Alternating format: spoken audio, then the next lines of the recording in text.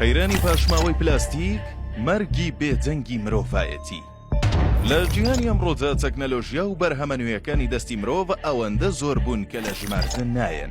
ئەڕۆژە تەکنەلۆژیا و بەرهەمێکی نوێ دروست دەکرێت تاوەکو خزمەتێک بە مرۆڤایەتی بکات. بەڵام لە پشتە پێشکەوتن و گەشەکردنانەوە خودی مرۆڤ قەیرانێکی جیهانی خوڵقاندووە کە هیچ وڵات و دەسەڵاتێک نەیتوانیوە چارەسەری بکات.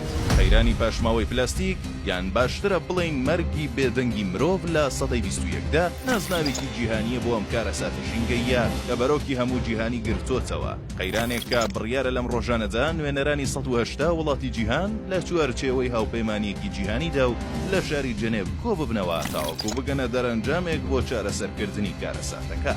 بیەنە پێشچاوی خۆت بە مادەیەک بمریت کە هەموو ڕۆژێک هەر لە منداڵیەوە تاوەکو ئێستا بەرکەوتت لەگەڵی هەبووە و زۆر ئاسایی سەیرت کردووە. بێگومان نەکەر هەستێکی ناخۆشت دەبێت بەڵکو پەشیمانیش دەبیتەوە لە یەک پارچە پاشماوەی ئەو پلاستیکەش کە فڕێت دابێتە ناو سروشتەوە، چونکە پێت سیر نەبێت کاتێک پسپۆڕان دەڵێن مایکرۆپلاستیک بە بێدەنگی مرۆڤ دەکوشێت.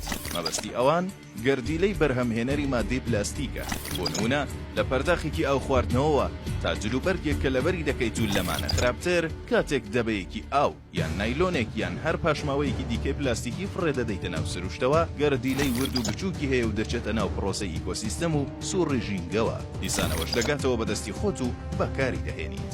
هەموو ناوەندە جیهانیەکان لە ئێستادا سەدان ڕێکاریان گرتوتە بەر بۆ ئەوەی بەکارهێنان و فڕێدانی پاشماوەی پلاستیک کەم بکرێتەوە. خەڵک فێری ڕیسایکڵ یان هەمان بەرهەمهێنانەوەی پلاستیک بکرێت. بەڵام ئامارەکان شتێکی دیکە دەردەخەن و باس لەوە دەکەن کە ساڵانە 1 تریلیۆن و 500 میلیارد دۆلار لە ئاستی جیهانیدا پارە بۆ کۆکردنەوە و بەرهەمهێنانەوەی پاشماوەی پلاستیک خەرج دەکرێت. بەمەش تەنیا لە 110 پاشماوەی پلاستیکەکان کۆ دەبێتەوە و لە 190 پاشماوەکان هەر لە ژینگەدا دەمێنێتەوە. هەرچۆنێک بێت مەرگی بێدەنگی مرۆڤ قەیرانی پاشماوەی پلاستیکە و هەوڵی زۆربەی وڵاتانی جیهان فێرکردن و پەروەردەکردنی نەوەی نوێی خۆیانە بۆ ئەوەی بتوانن بە شێوەیەکی کەمتر پلاستیک بەکار بهێن و باشتریش ڕیسایکڵی بکەنەوە.